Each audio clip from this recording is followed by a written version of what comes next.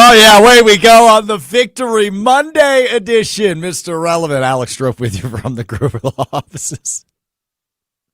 On call that's all studio at the Avenue in downtown Milwaukee. Hunter, What? let's just start this whole show. We don't even need Strofe on camera. Yeah, no, we just need to see Will. Will can't hear us, but for our audio audience, Will lost the bet, obviously. Packers win 28-21. So Will is now wearing my cheese head, my custom cheese head. But he didn't figure out his headphone situation that I brought to his attention earlier. Just put them around the back of your head. Hello? Hey. Can you hear me? Yeah, Okay. we can always hear you, Will. I can hear you now. Okay, that's good. It's pretty. Maybe I should take it off for the betterment of the. I can't hear. No, you've been flirting with a double cheesehead day. Yeah, no, I mean, you have not worn it at all today. I'm wearing it right now. So It matters. So what's going to happen here is if I see that thing come off your head once during the show today, we're doing it again on Wednesday. Okay. Because this morning when you were sitting at your desk, every time I came by you, it was not on your head. Because I think you have lice or something, and it really makes my head itch. Something's wrong. I haven't worn it in like a year. Exactly. Lice and it's don't just live been that long. it's just been living in there. Lice don't live that long. Amazing. Well, Will at least attempting to be a good sport as the Packers roll at Lambeau Field last night, a 28-21 He's being victory. the worst sport. Let's to be frank. Awful sport. Bad sport. He's trying to pull the sympathy card Yes. by making us feel bad for him because his team lost. What's wrong? Anytime you see three sheriffs walking through, it stops your attention. Damn it! We've gone like a month without Joshy getting distracted, and it happens on a day like today. All right, let's get into it. Packers win 28-21 over the Chicago Bears in what was a fun game. I mean, all things considered, that was a really good football game at Lambeau Field yesterday. Couple of big takeaways. Number one, Matt LaFleur gets up for games against guys he has either been outcoached by, obviously divisional games, or has been disrespected by. And Ben Johnson disrespected him at his introductory press conference, and despite everybody playing it down this year, it's very evident that Matt LaFleur does not like Ben Johnson. The post-game handshake should tell you everything you need to know. That was the fastest handshake in the history of handshakes. In fact, I don't even know if it qualifies as a handshake because I don't think the hand was able to shake. Yeah. We've got the video playing right now from Fox, and it's literally a quick, they grab hands and keep moving. So LaFleur definitely felt disrespected by Ben Johnson. I hate to say things like this, but Matt LaFleur alphaed Ben Johnson. Ben Johnson wanted more, and he didn't get it. He wanted more from Matt LaFleur, and Matt LaFleur just kept it moving. We'll see him in 2 weeks, he said. See him in 2 weeks. Yeah. So that was good. So that's obviously a takeaway that Matt LaFleur brought a really solid game plan. He would have liked to see a little bit more of the offense in the second half, but all things considered, I thought Josh Jacobs had a really good day. I thought Jordan Love had an awesome day again. I've said it, I feel, every week for the last month now, but like this Toyota-thon shtick is real with Jordan Love. The dude is playing unbelievable football at the most crucial times since he's taken over as the starter. And in a big-time first-place divisional matchup in the month of December, Jordan Love was awesome. His long ball was on point. A couple of big-time throws to Christian Watson and the cornerback Bo Melton, who's a wide receiver again, apparently. I thought he was really, really good. Love was as well, as was Jacobs, and I thought the offense played well. Defensively, it was kind of a bend-don't-break mentality. Keyshawn Nixon comes up with the game-sealing interception off Caleb Williams. And I mean, every time Caleb threw, and I'd be interested to hear Will's Bears fan perspective of this, but it seemed to be out of play action because they don't trust him to just stand in the pocket and deliver. And I get mobility as something that makes him what makes him him, but all of the stuff is out of play action, which is fine, but I guess I didn't really see him stand in the pocket very much last night, which granted, I haven't watched a ton of Caleb Williams since he's taken over as the Bears quarterback, but I guess I didn't realize it was to that level. From somebody who watched him in college, as we all did, because his team was pretty good. Well, yeah. It doesn't look like he's developed at all. It looks like he's very much the same guy. He wants to escape the pocket. He wants to throw on the run. He wants to he doesn't throw in rhythm, or when he does, it's extremely rare. Ben Johnson did everything he could to maximize what Caleb Williams offers against a defense like the Packers. And what you saw was an embarrassingly low passing percentage, completion percentage, and probably 3 rather remarkable catches. He can do the excellent better than most guys. The throwing on the run, tight window, that stuff. But that doesn't work in the NFL. Not to the level it did in He needs to be able to run Ben Johnson's offense at least as good as Jared Goff, and right now he can't. And that, to me, is the reason the Packers came out on top of this game. I'm sorry. I have my tweet notifications on for you. Yes. Since the show has been live, have you tweeted simply the words Jordan Love? Yes, I have. Because every time I see him end up on the top of the expected points added list, and then this one was putting in also the PFF grades, I've been pushing Jordan Love for the MVP for weeks. You have certainly pre-Toyotathon. I would say right around then. No, pre-Toyotathon. Dude, I don't think after the Eagles game you were like, yep, that's the MVP. And Toyotathon started 5 days after the Eagles game. I said it prior to that. Thank you very much. And I've been saying it for a while. I'm just going to point out you've gotten much louder since definitely after the Eagles game. Oh, you mean when a guy throws 4 touchdown passes, I'm probably going to be louder about it? Of course. Welcome. But he's been that good all season long. He's been really good. Back to the Twitter usage, though. If Josh is just tweeting out Jordan Love and nothing else of substance with it, is this getting into the way that Strofe tweets during games territory? It's not because, and this is very important, I want everyone to listen clearly. Oh boy. It's not because the tweet that I'm quote tweeting tells the story. This is a little bit of, literature books. They don't always tell you exactly what's happening. You're supposed to infer. And that's what I'm doing. I'm asking the reader, the MIA, you guys in this room with me, to, when I say Jordan Love, and then you look and it's top right of the chart and he's got the highest EPA and one of the best grades in all the NFL, that's for you to say, he's talking MVP, ain't he? That's what I want. And that's what I'm getting out of it. I didn't expect 10 minutes into the show for me to be closer to Will than I am you. Well, you're irritating today. What do you mean?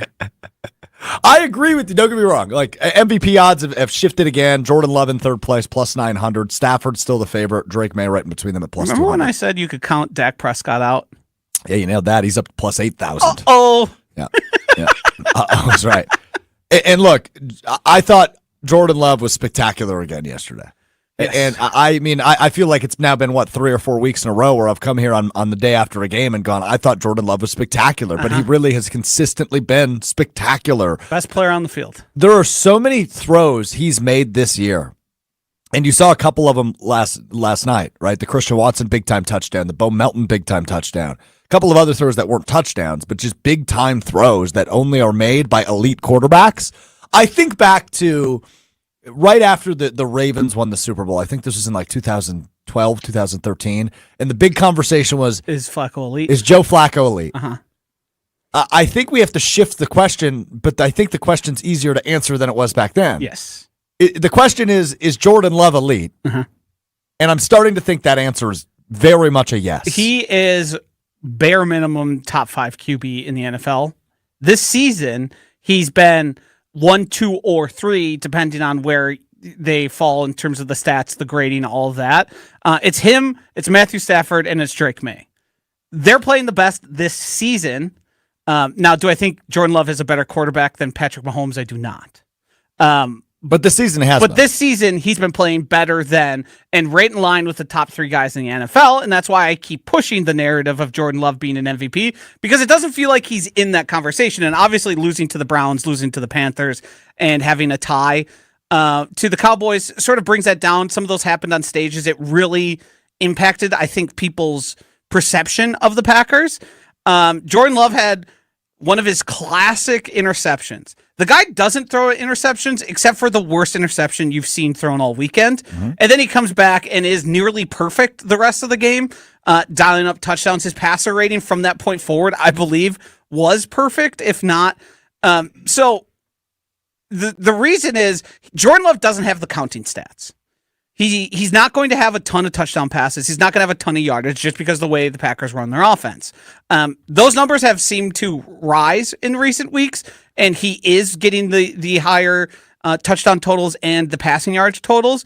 But the game is not evolved to the point where people understand like how important efficiency is and how important some of those expected points added, all that stuff matters.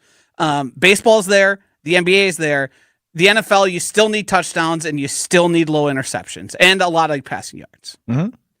And I think it's time that we correct the conversation. We tell them, hey, yes, he's not leading the league in passing yards or passing touchdowns, but look at everything else. Yeah, look at the accuracy. Yes. That's way up, right? You look at some of the deep balls. You made fun of me earlier in the season when I was like, I think this dude's gotten to another level with this deep ball. I think it was after the Washington game where he wasn't completing passes. Yeah. But he's putting them in only places his wide receivers could get them. And now you're seeing it come to fruition in December. Yes. He had several of them yesterday. He had a couple of those against Detroit last week. Like, his deep ball accuracy is so impressive. That throw to Bo Melton was just like a casual 50, 55, 60 yards in the air. Who missed that, Will? Who was that safety that just like waved at it? Brisker. Yeah, I mean, that was one of the... Jordan put a little too much air under it. His feet weren't set. It wasn't perfect, but it was a touchdown. He gave his guy a chance to win. And I think that's been the biggest thing we've seen from Jordan Love most recently is he's trusting his wide receivers to make plays on the ball and trusting them to, hey, you've got a one-on-one here. You either need to catch it or make sure it's incomplete. Bo Melton did it where he a very smart play to take that pass interference because it ended up actually being declined. So to me, that's the type of stuff that's changed. And also, we've seen the guys who he's trusting make the plays that he's asking them to. It's not like they're, Justin Jefferson, Jamar Chase, incredible individual effort guys. It's just giving them an opportunity. And a lot of times, Bo Melton, Christian Watson, Dontavian Wicks have gone and made those plays for him. Yeah. And that to me has been the biggest step forward because the deep ball has sort of always been there for Jordan Love. It's never... I shouldn't say never. It's usually not perfect. It's sometimes a little behind him, whatever. But he's giving his guys a chance to make a play. He's not overthrowing it, which to me is the biggest thing because there was a while where it felt like Aaron Rodgers just could not connect on deep throws. He was overthrowing everybody by about a step. And if you underthrow it, you have the potential for pass interference or your guy just making the play. And that's been what's happening a lot this year. Yeah, I agree with you 100%. But I just think when it comes to Jordan Love, I think he's officially solidified himself as one of the best quarterbacks in the National Football League, which is a really exciting step. And again, I think it's something we've thought he's been capable of. The talent's been there since he took over as the starter in 2023. But it seems... first year, we were touch and go. Well, yeah, it was a total roller coaster. But I think towards the end of the year, Yes. when he was, when he's going to Detroit and beating the Lions on Thanksgiving, when he's hosting the Chiefs on Sunday Night Football, like there were moments where you go, "Holy crap!" This is a first year, and there's reasons why. Obviously, a first year starter having a rough start and then figuring out to be expected. Then I felt like all last year we were waiting for where's Toyotathon Jordan Love. He had the injuries, all that, and this year it seems. Even though he's battled some injuries and it's not like he's had a perfect bill of health, he has performed consistently. That's the word right there, Yes. right? I mean, we spent all offseason Yes. using the word for the second year in a row. That's the word we're waiting to see from Jordan Love. It's consistency, and it feels like we finally And I graduated think to that level. a large part of some of the inconsistencies were not only his fault. Right, no, I agree. I don't think he was put in the best position by his play caller on a few opportunities. And then I think just the injuries to guys like Tucker Kraft, and then the in and out nature of Christian Watson then coming back and those things all Jane Reed not being there is certainly a factor to his efficiency not being as high as it is. All right, I'd like on the video stream for us to direct our attention back to the control room because Will looks miserable. Solo shot? He looks miserable. I'm having a bad day. Why are you having a bad day? My tire pressure's low. I slipped walking out to my car. I grabbed a veggie sandwich. My team lost. Veggie sandwich was a tough one.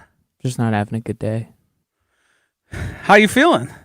Other than that, how you feel about your team? Honestly, I've been saying this around the office today. I feel better about my team after yesterday than after the Eagles loss. Or win, I mean. What? No, you don't. Yes, I do. No, you That- Such a don't. liar. That is... We talked to you after they beat the Eagles. Yeah. You were on cloud 9. Yeah, but then You you just guys, went- flashing you me just your went- phone. You just went on a 90-second soliloquy about how awful of a day you're having. yeah, and the Bears were like the last reason because of it. Oh, okay.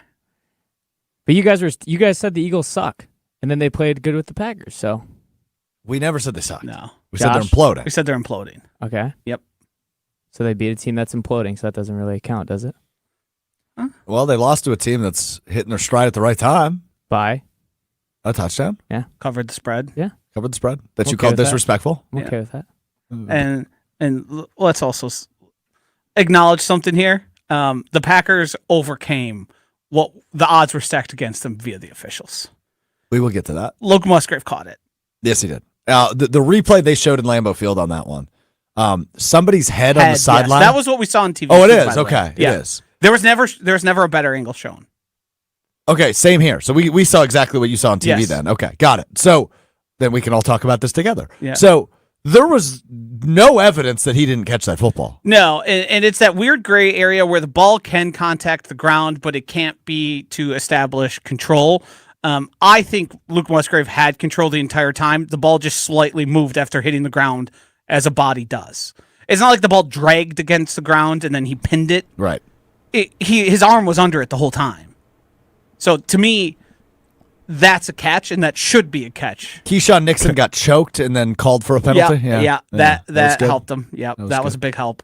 Yeah. Sorry, Hunter. Go ahead. Oh, I was just going to say that catch was kind of similar to another catch that happened in Lambeau that also got overturned. I probably should have known that's what he was going to say. Yeah. I got bad news. Dez caught it. Dez did not catch it. No, then doesn't say it in the record books. Just like Luke Musgrave didn't catch it. Except in the press release that the NFL then sent out using it as an example of, yes, this would be a catch, but okay.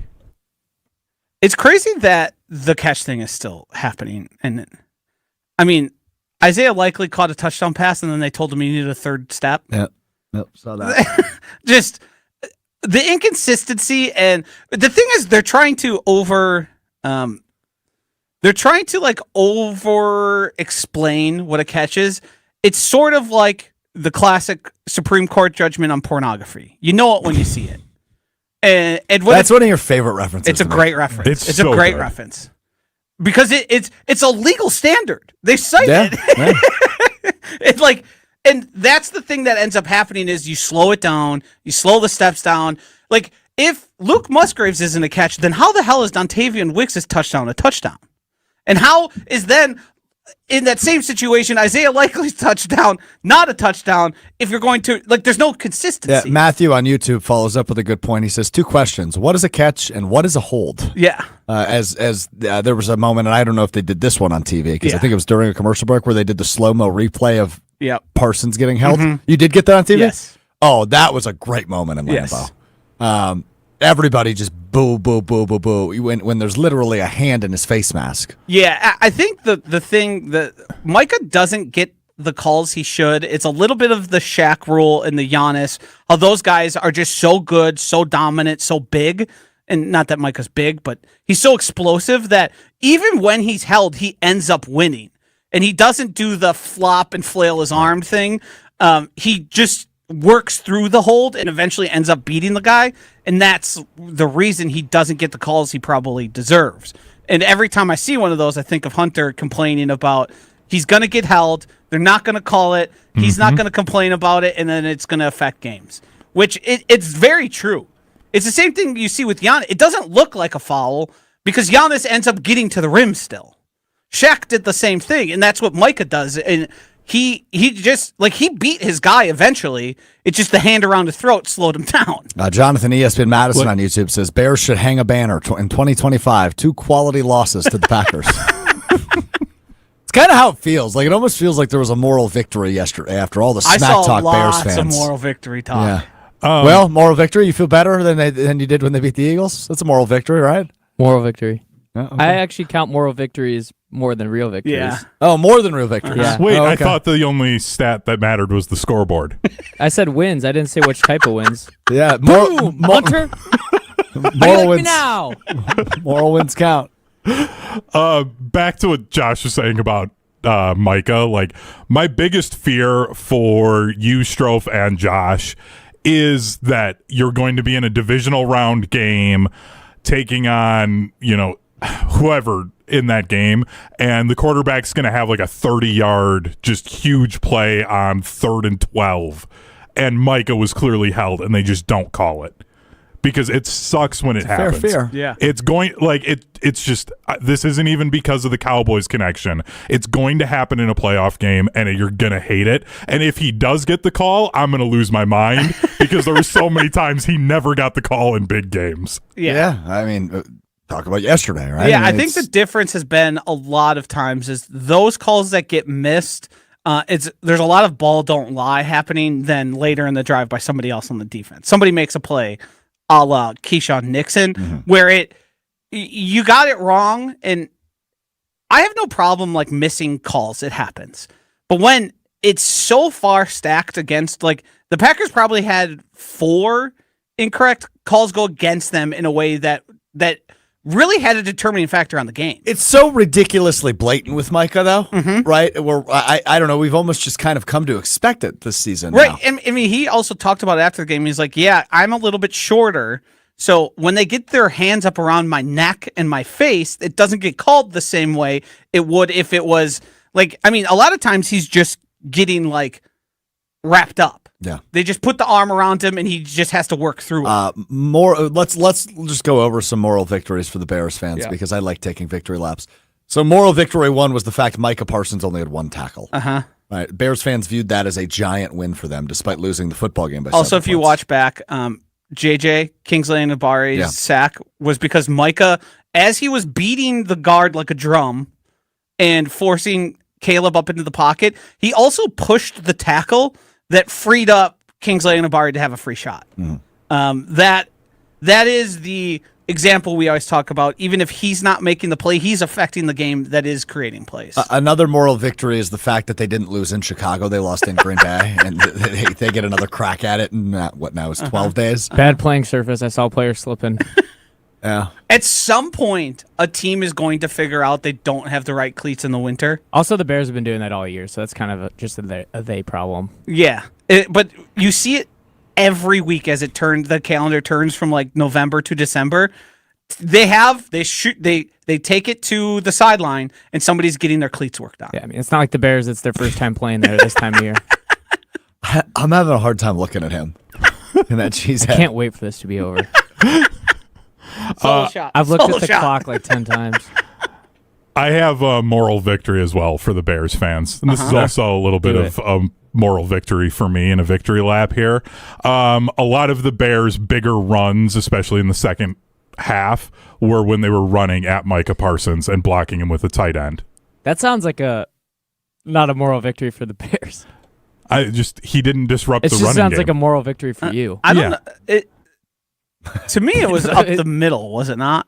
There was a few they were running like to that right or I to their don't- right I side don't to think the Micah- left side of the defense there. But again, like I don't have that big of a problem with this because I know, I was he's just- an elite pass rusher, right? That's how you I eliminate them ain't- from a game. we ain't paying him to make tackles in the run game. I was Correct. Okay. Was I don't just think there's making anything a he reference could've done. back to you guys yelling at me about it, and I was just Yeah, I mean his run. Who's the Bears fan here? Yeah, his run. Hunter Sands is sad as Will.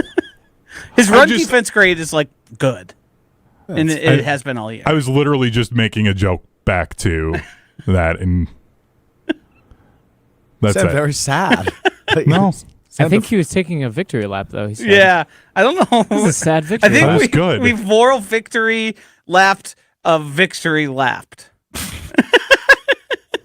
The longest Bears run yesterday. Any guesses? 8 I read the yards. 11? I've got 9. Okay. Menungai 9 yard. Yeah. 8 by Swift, 9 by Menungai, 6 by Williams. Yeah. Yeah, I mean we obviously felt Devontae Wyatt's presence missed there. Yeah, 138 yards on the ground for them yesterday. Yeah, I mean, it was- to be fair, it took good him enough. 32 carries to get there. nailed it, 32. Yeah. So yeah, they were bad in the first Yeah. half. Yeah, but all in all, a good win for the Packers. Got a little dicey there at the end, And a but good loss for the Bears. Keyshawn Nixon comes through at the end of the game. All right, we do this each and every day after games. Some stocks are trending up, some stocks are trending down, and we're going to change up how we're doing it today. I always say, Joshy, and I know you hate when I say this, but I'm going to say it. You know what I'm going to say. I don't, because you have so many cliches you love to. Self-awareness is the most important human quality. It's either that or puzzles. I like puzzles. Now, does the fact that an entire program of the show you do in the afternoon was built around your lack of self-awareness, has that changed your perception of that quote at What do you all? mean? The haircut fiasco? Well, I don't have eyes in the back of my head. Self-awareness. That's not fair. That's an unfair shot by you. You owe me an apology. That was above, because that haircut was bad on the sides. It was bad on the front. No, it's fine on the front. No. No, Remember it the wasn't. patch over here he had to clean out on the side of your head? True. And let me tell you, when you look in a mirror and you turn your head slightly and you see skin where there's supposed to be hair, that should have been a dead giveaway. So anyway, self-awareness is the most important human quality. And what we have realized doing the show together for years is that I'm the optimist. The glass is half full for me. For Joshy, well, probably more a pessimist. Glass half full. So I'm going to handle all the stock ups today. Joshy is going to handle all the stock downs today. I'm only talking positives. Joshy's only talking negatives. The day after the Packers beat the Chicago Bears by a final score of 28-21. Let's waste no more time and get into stock up, stock down. Stock up. Let's start with the quarterback, Jordan Love. I'm so impressed with what he's been able to do recently. I mentioned earlier the long ball and how that has evolved. The accuracy has taken a step up in 2025. 2 big-time throws that led to scores. To Watson deep and to Bo Melton. That was the throw of the day by Love. The Bo Melton touchdown pass where he threw it 50, 60 yards in the air. He has taken a giant step. The consistency has taken a step, and I think you can start to look at Jordan Love and say, yeah, I think he's in that elite quarterback conversation for the NFL. And just to please Joshy, he's certainly in the MVP conversation for 2025. So for feels like the 6th consecutive week or fifth consecutive week, the stock up goes to Jordan Love. Stock down. I'm going to start a stock down with a compliment. It's Rashawn Gary. And Rashawn Gary, when he's unblocked, is the most impactful player in the NFL. It's been weeks since he's made any sort of presence, since he's had an impact on a game in any real way. He, while chasing Caleb Williams to the edge, just gave up, stopped running. He has been a non-factor. He's been less valuable than Kingsley Enagbare, and if you look at how those 2 guys are paid, that should not be the case. In this game, he had, I believe, 2 more snaps, maybe 3, than Enagbare. He has, despite what we thought was going to be his double-digit sack season we've been waiting for so long, since he burst out with, was it 7.5? He's been mostly a non-factor. He's not getting pressure. He's not beating his guy. He's not making impact on the run game. It's just he's getting one-on-ones and he's losing. He's losing one-on-ones also to tight ends, which is just can't be happening. When you got Micah creating as much disruption as he is able to do, and you're not benefiting from it at all, there needs to be some real questions asked on what playing time are you getting and how much should you be getting moving forward. Yeah, I totally agree with you on that. Stock up. Let's go to a guy you referenced in there, Kingsley, J.J. Enagbare, who had the big-time sack at the end of the first half on Caleb Williams that didn't allow them to respond after the Packers went up by 11. Going into the half, obviously the Packers got the ball back at the beginning of the third quarter, but Enagbare with a big-time sack and is pacing in terms of snap count the same level of Rashawn Gary, but he, frankly, is just the better football player than Rashawn Gary as it stands right this second. So Kingsley Enagbare, I think, for the second time in a couple of weeks, his stock is going up 4 tackles and a sack for him yesterday. He made the biggest play of the game that's not going to get remembered. Yeah, that's true. That 3rd and 1 tackle on Monangai, who had proved he's not a bring him down just one guy type guy. I mean, he's like a bowling ball. That play forced the Bears into a situation they didn't want to be in, which ultimately led to the turnover. 27 seconds left. It's 4th and 1 at the Green Bay 14-yard line. So are you going for the end zone with 27 seconds left down by a score, or are you just trying to get the first down, Ben Johnson makes the aggressive decision to take a shot towards the end zone, and ultimately Keyshawn Nixon intercepts that on 4th down. But you're right, 3rd down, no gain, as Monungai, who is a freaking bowling ball, man. That guy's a good running back, and Enigbari's all over him. Good point by you. He reminds me of a little Doug Martin-ish. A little bit bigger, but the way they run and just sort of like run in, run through, and bounce off guys I was impressed with him. I've got another stock down. I think it was one more thing around that. Edgerrin Cooper, where they met in the hole, and it was just the loudest collision of all time. And there was like a piece of his helmet. Yeah, flew Edgerrin off. Cooper's helmet paint flew off. I did not see that, Yeah, but I heard the pop in row 58 where I was. They did like the field level replay where it's just the game sound, and it was so loud. Yeah. Stock down. Big time hit. Stock down to Romeo Doubs. It wasn't long ago that I said I've had enough, and it seems like Jordan Love might have had enough of Romeo Doubs. He ran the 2nd most routes of all pass catchers on the Packers. He had 2 targets, 0 receptions, 0 yards. There needs and there was injuries involved here, but it seems like he's being phased out of the passing offense, and I think that's better for the Packers. I think if Wicks gets healthy, as Reed becomes a bigger factor, and Golden gets healthy, the Packers are going to become more and more explosive. He had opportunities to make plays, and he didn't. He's running as many routes as anybody else out there, and he's making such a small impact that you have to be thinking once things are, and hopefully in towards the playoff as guys get healthier, he's going to become a less and less factor. Let's stay in that room. Stock up. I feel like this, again, is a guy that we've talked about each of the last few weeks because it finally feels like the Packers have their true number 1 receiver. It's Christian Watson. Another huge game for him yesterday. 2 touchdowns on 4 catches, a total of 89 yards. But something that is so evident with him, and Josh, we were talking about this off the air.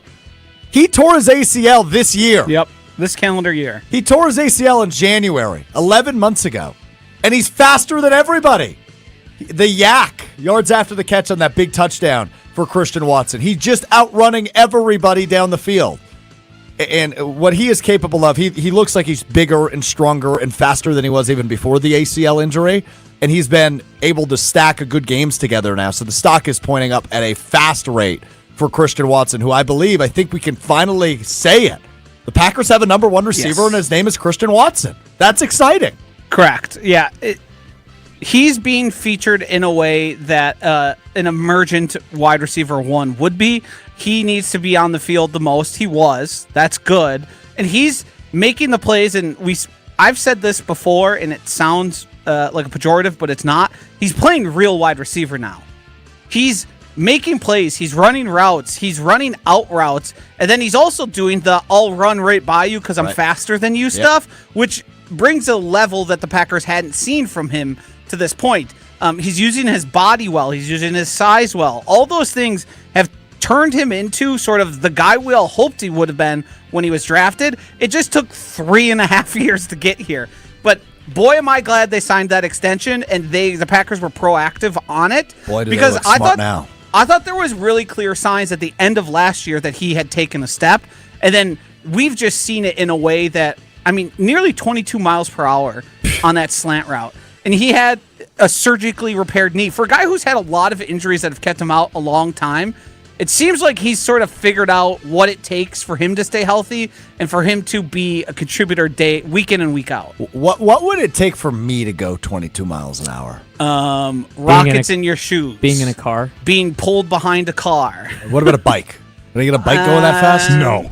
Downhill. Downhill with wind at your back. All right, that's disrespectful. All right, one more for Joshy. Stock down. This one is to the officials. I thought the game was poorly officiated.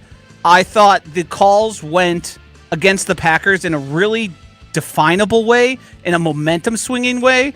Last week there was 2 bad calls for each side. This week it seemed like there was 4 bad calls, and they were all at the Packers' behest. They were all a disadvantage to the Packers. The catch thing we talked about, what isn't. It's been like this for the better part of 2 decades at this point. The Keyshawn Nixon getting choked by Luther Burden, and crazy. And then him not throwing a punch, trying to get his arm off his throat, getting the flag on that, despite the official being right there. And then the incompletion ruling for a ball that never touched the ground. How that ended up as an incompletion is so far beyond me, because we all got caught up in like, oh, is there possession? Is it a catch? Is it a catch? And then you realize, wait, the ball never touches the ground, and then the ball touches the ground after Evan Williams shows the official, I have the ball. And they're like, yeah, actually, no, take it back. Yeah, no. Like, what do you think anybody said, hey, are we sure it touched the ground at any point? No. Because it seems like they moved past that point and just went, oh, it's incomplete. Yep. Easier. I thought they called a good game. Yeah. Of course you did. I think if two of those calls go the other way, let's say the Musgrave and the Keyshawn Nixon one. Then the stock is neutral or what? No, the Packers win that game by 14 10 or plus. 14, yeah. Just because the way that Keyshawn penalty led to a touchdown. Yeah, it was huge. Yeah. And then the Musgrave catch, they're in field goal range at that point. So the least they're getting there is 3. Yeah, was that did Keyshawn get penalized for 30 yards on that drive? Yes. Yeah. It was the same drive, right? Yes. Yeah, okay. Woofy. All right, well, you got one I hear? Stock up. Yeah, I'm stocking up off days. The Packers obviously utilized their extra off day before they played the Bears well, because I felt like they didn't really run out of juice at any point. So stock up off days for the Packers. That defense was running out of juice. Yeah, I know. As I started They were saying, exhausted. The only thing that ran out of gas that entire game was the Packers defense. They could not stay off the field. I mean, Not in a cool way, I'm just saying. I haven't seen NFL professional football players in such exquisite shape look so tired. yeah. They, like, Rashawn Gary, and this is not to what I said earlier, looked like he was going to puke when he came off Well, the I field mean, one here, time. look at it. So, let's go to the third quarter. So, Packers open up with a 3-and-out. Then it's a 10-play drive for the Bears, leading to a touchdown. The Packers' next drive is 4 plays, 63 yards and a touchdown. Chicago gets it back, 7-play drive that takes up 3 minutes. Packers, another 3-and-out. Then a 17-play drive that leads to a touchdown They had for the 5 Bears. minutes of possession, and they started with the ball and scored a touchdown in the third quarter.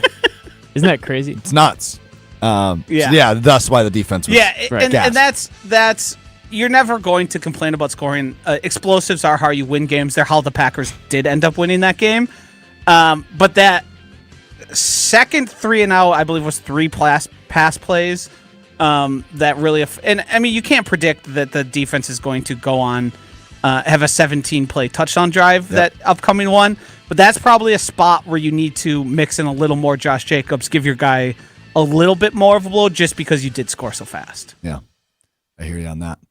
All right, that is stock up, stock down on this fine Monday, a victory Monday for the Green Bay Packers as they take down the Chicago Bears. Bear down Chicago Bears, 28-21 at Lambeau Field yesterday. The Packers now in first place of the NFC North at 9-3-1. The Bears 9-4, and it's an interesting weekend this weekend for both of these teams as the division race continues to heat up because Chicago's got Cleveland, which obviously we know the Packers lost to, but that should be a win, all things considered, as they lose to the Tennessee Titans yesterday.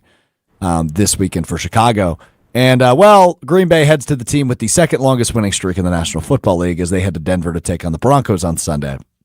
Now, the Packers are favored in that game. They are 2-point favorites. So we will see how that plays out. But an interesting game coming up Sunday for both of these teams, but especially the Packers, as Packers-Broncos, another good measuring stick game of sorts, as the Broncos are viewed as one of the favorites to come out of the AFC, according to Potawatomi Sportsbook, bet above the rest at Potawatomi. And the Packers, well, they have the third best odds of any team to win the Super Bowl, behind only the LA Rams. Or actually, they're tied for second now, aren't they? They jumped. Can I go to my Twitter account? I know you have notifications sent. I do. Look at the tweet I just quote tweeted. It's my Luke Musgrave, where I said the catch that wasn't a catch. I said the sport would be better off if plays like this were ruled catches. And some guy sent me the grainiest, the most illegible Bruder film. What are we doing? I don't know where the ball is in this picture. And so you just said, ha, ha, ha, great shot. I mean, what's that? That's what, get your fan base, have a chat. This doesn't look pretty. You guys are embarrassing yourselves. And I want you to know. And I think more highly. You have a good head coach now. I have good You vision. I can't- could see the ball on the ground. You can't be this type of fan base. I could see it on the ground.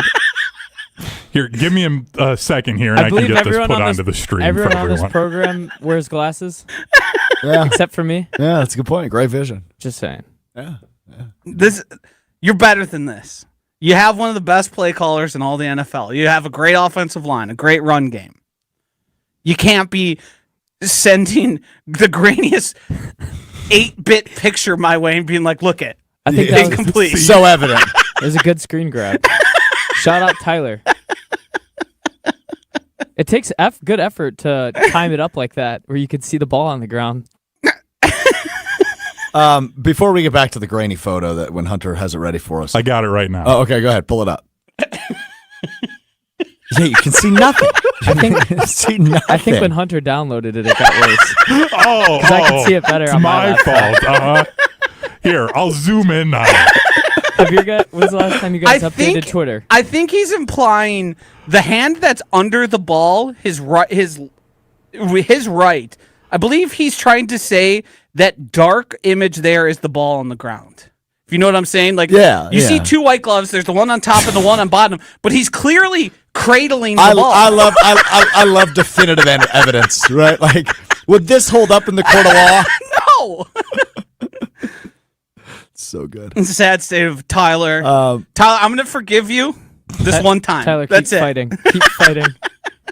Keep going to war. All right, Dr. Denver Dan. Denver is much better than your station is selling. They have an elite defense. When did I misspell? I said they had the second longest winning streak in the NFL, and the Packers are 2-point favorites. I don't think I'm not dispelling the fact that they're a good team. I think they are a good team. Dr. Denver Dan. He started off hot. I was a big fan. Uh-oh. He's a sea chatter now. Oh, wow. Yeah. Take him or leave him. Wow. Yeah. Step it up. I mean, I'll keep them. I'd love that he's here. I want him to bring it better. The Packers are favored by 1.5. Tausch has been talking about since the schedule release that game's going to be tough. We all recognize how good that defense is. We all recognize how difficult it is to play at Mile High Stadium. All those things factor in. The Packers are 1.5-point favorites. That is telling you there's basically no difference between these two teams at their home. Yeah, I'm excited for this one because Do they seem like a team ripe to lose after, 10 in a row they've won now? Yeah, probably. But anybody can lose to that team, as evidenced by their record. yeah, correct. Anybody can, and the Packers certainly might. I don't think they're going to win out now. And it's been a while since the Packers laid an egg. Yeah, but maybe this here's me being optimistic. Maybe those days are behind them. Could be. But would you be shocked if we saw an egg game in Denver? I wouldn't. I'd be disappointed. Can I say this? You're always shocked by an egg? No, that's actually Okay. not what I was going to say. Rude, but probably also fair. So as we were driving home last night, I'm sitting there, I'm listening to music, I'm jamming out, I'm thinking about the Packers, I'm looking at schedules and box scores and some of the other games that went on in the NFL yesterday, Joshy. And I thought to myself, oh, the Super Bowl's back on. Super Bowl's so back on for Green Bay. Now, again, I still remain with the opinion that without Tucker Kraft, it is certainly going to make your lives harder to win the Super Bowl. But with the way Jordan Love is playing, and with some of the pieces on this defense, and with all of our faith seemingly restored in their head coach and play caller and Matt LaFleur, maybe not all the way, but certainly more than it was a couple of weeks ago, and being as wide open as the NFL is, I'm really not afraid of the Packers playing anyone at this point. No. And that's what makes the Denver game fun, because Denver is a really good team who has won 1 million games in a row and has a really good defense and will likely be able to, in some capacity, slow down Jordan Love and the Packers offense on Sunday. But nobody in the NFL really scares me as a Packers fan right now. And that makes me go, uh-oh, my expectations are going through the roof very fast, and the Super Bowl is back on. Well, the reason I was so low on the Packers is because that's where my expectations have been all season. And the reason those close games and those disappointing losses affected me to that degree. The good thing, though, is there was a perfect opportunity in this game when Jordan Love threw that improbable, confusing interception where he just threw it to the chest of the defender. Dude, he kind of does this, and he's done it a lot less this year. Obviously, that's only his 4th interception of the year, but he has like he throws the worst interception you've ever seen. well it's gonna be yes, but I'm gonna compare it to a Brewer, and you're gonna figure out very quickly who I'm about to compare him to. He reminds me of Jacob Mizorowski sometimes. Yes. Where like Miz will give up that leadoff home run, and then he'll settle in and be fine. I think the same thing that allows Jordan to move past bad plays is the same thing that creates the bad plays. It's like a total nonchalant, I can make any throw I want to because I'm that talented, which is generally the case. He's usually right about that, but that leads to, and his perception, I mean, what was it? Rex Ryan saying like, I don't trust this guy. I don't trust the guy who has only 3 interceptions and like 20 touchdowns. Okay, bro, you clearly watched like one game and were disappointed by his performance. And then you've copy pasted that to your perception of him since then. And the thing that makes it, people have that perception is largely because it's the most head-scratching interception you've ever seen, and then he comes out and then just is nearly perfect after that. Yeah, you're right. Spot on. Still only 4 interceptions. Still only 4, but a couple of them, actually, what, 3 of the 4? 3 of them. 3 of the 4. You go, what are we doing here? Yes, correct. You just can't take into account how bad the interceptions are as to whether or not he's a good quarterback. He doesn't throw a lot of interceptions, but when he does, you just have to accept it's going to be a Hold bad on, Josh. Actually, I think I have to retread that statement. I was trying to say something nice. Well, hold on. I know. That's why it took my breath away. I'm sorry. I was just thinking of the 4 interceptions. I think all 4 of them are really bad. I'm having a hard time remembering the 4th. Cincinnati? Okay, yes. Cincinnati is the first drive. It was similar to what happened yesterday. Yeah. They were in the red zone and he threw an interception. Correct. Yes. And then obviously Carolina and Cleveland, those were big ones. And then yesterday. Now, the ones against Cincinnati and Chicago didn't really make a huge difference. No. But the ones one in Carolina where you said it was a punt even though it was first down. I said that? No, he did. Oh, He's like, it was like a punt. It was like, well, it was first down. he strictly meant that from a field possession standpoint, obviously. Right. But yes, it was first down, not third. So it was not a punt. But nonetheless. So Denver's won 10 in a row. And we'll talk obviously more about them later in the week because I want to get to Will's week and what we missed in just a second. But Denver's won 10 in a row. But the last few weeks haven't been as sexy as maybe that would indicate, right? A 24-17 win over Vegas yesterday. But the week prior, it took overtime for them to beat Washington. It was Sunday night. Overtime for them to win yesterday, too. Oh, I didn't watch the game, so I don't know. But 24-17 win for them yesterday. But against Washington, that was on Sunday night, and it was just a chaotic overtime, really weird game that ultimately led to them winning. And they almost lost. They almost blew that game. Their win streak almost came to an end against a not very good Washington team. So Bo Nix is just not. He hasn't taken the step forward everyone expected him. He's not as good as he was last year. But he was really good last year, like especially for rookie standards. Yes, correct. But he was kind of doing smoke and mirror, Sean Payton style offense, where he isn't given as much free reign as a Jordan Love is. Where he's not attacking downfield. I was looking for it here. There's a pass chart of his because he had 176 yards passing yesterday, but he completed like 28 passes or something absurd, and none of them traveled more than like 11 yards downfield. It's all short, intermediate in front of you, easy, just drop back, hit your guy, dink and dunk offense stuff. And if that team is pushed and he has to be more aggressive, that's where they run into trouble. Yeah, fair. All right. It's the moment we've all been waiting for. In his cheese head. Oh, baby. This is going to hit like something, man. Whew. Will Sommers gives his best Chris Berman impression in my cheese head that he is wearing and leads us through Will Sommers weekend. I want to look at him the whole time. Let's go to Green Bay, where Chicago came to town for the big game. As there was the Chicago Steel taking on the Green Bay Gamblers in a USHL hockey battle at the Resch Center on Saturday night. A massive tilt for both teams late in the first period. An Adam Tim face-off win led to a David Roosevelt glove-side snapshot that gave the Gamblers a 1-0 lead. Goal! Just over a minute later, Luke Gukler beat the goalie with a backhand deke to put the Steel on the board and tie it at 1. 1 minute and 44 seconds into the second, the Gamblers reclaimed the lead when Cruz Martin found Oliver McKinney in the slot to make it 2-1. Chicago answered when Timo Dyer fired a backdoor pass to Alec Kalbeck, who deflected it home to tie the game 2-2. obviously know to pronounce all these names because all these players are very notable hockey players. Midway through the period, the Steel took They're their all like first 16, lead aren't as they? Wyatt Harris' point shot was tipped in by Tobias Omen for a 3-2 advantage. But Green Bay responded quickly. Zach Wooten He's really carried doing the in whole thing? on a 2-on-1 and fired the glove side to even the game at 3-3. Early in the third, Timo Kazda ripped a shot under the bar to put Chicago back in front, Bar down. 4-3. Bar down. Green Bay tied it again when Gino Carcone jabbed a rebound across the line to make it 4-4. But just 21 seconds What a later, game. This is a barn burner. Marco Centerchia finished a perfect feed from below the goal line to restore the Steel lead at 5-4. But hold on, we're not done yet, ladies and gentlemen. No? With 3 Really? minutes and 23 seconds remaining, Owen Buchanan floated a knuckleballing puck from the point that dropped over the glove to tie the game 5-5 and force overtime. But overtime wouldn't be enough as it would take a shootout. Tobias Omen scored first for Chicago, but Green Bay got back-to-back goals from Gavin Katz and Zach Wooten, securing a 6-5 Gamblers win. And What then a on game. Sunday, the Packers beat the Bears. With your Will's Weekend Review, I'm Will Sommers. 2-0 weekend for Green Bay. Oh.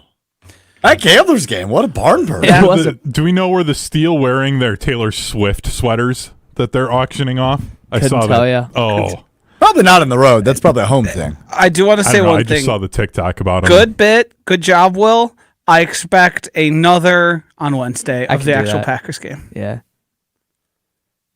We can't let him off the hook. He's You're been right. trying to take off that damn cheesehead at every opportunity. He skips Will's weekend in review. Uh-huh. What do you mean? We have a classic case of insubordination on our hands. A classic case. Classic. I think I did my job. I entertained you guys with a thrilling matchup between That was a heck of a game. between Chicago and Green Bay. You did, but the whole thing about this is you also have to go through the pain of your team losing. It is kind of crazy that they played each other in Green Bay this weekend. You think they Same did it on exact purpose? weekend. Across the street from Lambeau Field, yeah. Kind of wild.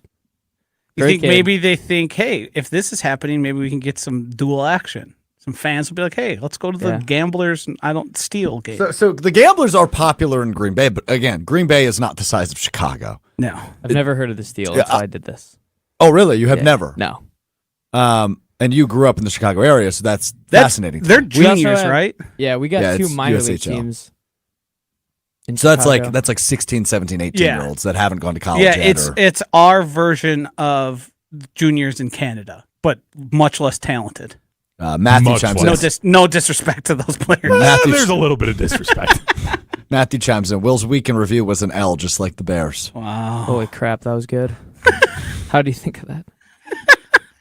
It's time now for what we missed and what we learned, which is presented by Door County Distillery, locally produced, handcrafted, award-winning spirits made locally in beautiful Door County.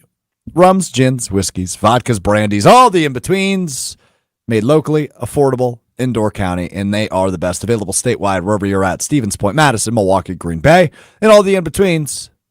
They have you covered, as well as a huge list of unique cocktail recipes on their website. Festive season, baby. The holidays are coming. Check out that huge list of unique cocktail recipes. Ho, ho, ho, festive cocktail recipes on their website, doorcountydistillery.com. That is doorcountydistillery.com. Moving forward, I'd like you to get more into Kris Kringle when you do the whole. Oh, oh, Yes. oh. Yes. That's the Christmas spirit I want. Okay, I understand. I can Or do that. maybe we can have like back there. He'll have a Christmas a Santa actually doing it, and you can just dub it in. You call for it, and the Santa will say ho ho ho. We like Santa on this program. We should get Santa on this program. Like, there's got to be I mean, it's his busy season. I understand that, but there's got to be a Santa. You know, he might be making some pit stops in Milwaukee. Should over the we next few make weeks. a naughty and nice list for everyone on the program? Well, I think that'd be pretty easy, wouldn't it? I mean, I'm saying all the things that would like a Venn diagram and see who's. Are you a big Christmas guy? No, not at all. I would not have gotten that read from the last 60 seconds. I'm just trying to have some fun, get a little festive. I like it. Will, you been naughty or nice? Christmas is canceled. Okay, what about what we missed and what we learned? Is that also canceled? I'll just put it out there that I'm a loser. Just want to say that. Also, Notre Dame got snubbed from the college football playoff, which I thought was interesting. No, they didn't. But okay. Well, You never let me finish. Okay. That's what she said. Notre Come Dame and on, Miami. Joshy. Come on. Come on. It's Mr. Irrelevant. We'll be back with you on Wednesday. Peace. Oh, man. Tough day for Will. Tough day. All right. Well, the Packers win 28-21 over the Bears on Sunday.